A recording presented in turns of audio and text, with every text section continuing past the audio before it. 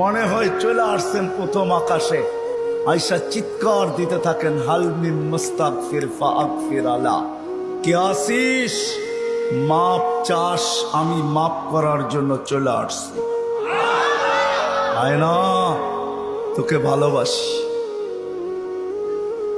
ভালোবাসি।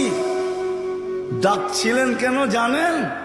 একটু আগে না বললাম, ভালোবাসে এই জন্য নজরদারিতে রাখতে চান না। ইয়াফু আন কাসীর, অনেকগুলা মাফ করে দেন। এখন যদি প্রশ্ন করি, আল্লাহ অনেক তো মাফ করলেন, মনে হয় অনেকের পিছনে কিছু রয়েও গেল, ওটা মাফ হবে কি করে? তো আল্লাহ বলে, এই জন্যই তো তোকে ডাকি, নামাজ পড়তে তোকে ডাকি না, তোকে তো ডাকি যেটা বাকি রয়ে গেল। আমি তো অনেকটা মাফ করে দিলাম, কিন্তু কিছু যে রয়ে গেল, তুইও ভাবতেছিস রয়ে গেল, আমিও ভাবতেছি রয়ে গেল, তোকে তো ভালোবাসি, একটু যে রয়ে গেল, নামাজ পড়তে তোকে ডাকি না, তোকে ডাকি মাফ করার জন্য।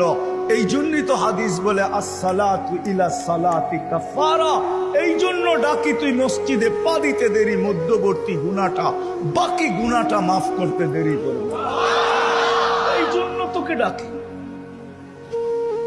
এই জন্য তোকে ডাকি, নামাজ পড়তে না। নামাজ তো একটা বাহানা, এটা একটা বাহানা।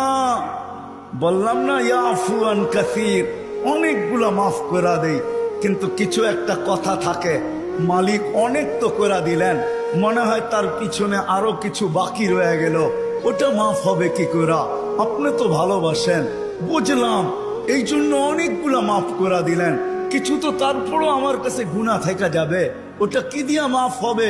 আল্লাহ বলে, 5 বেলা এই জন্যই তো তোকে ডাকি, আর চিৎকার দিয়া ডাকি, আসসালাতু ইলা সালাতি কাফারা। এক নামাজ থেকে আরেক নামাজে পা দিতে দেরি, মধ্যবর্তী নামাজ সব গুনাহ মাফ করতে দেরি করব না। আল্লাহ শুধু গুনাহই মাফ হবে?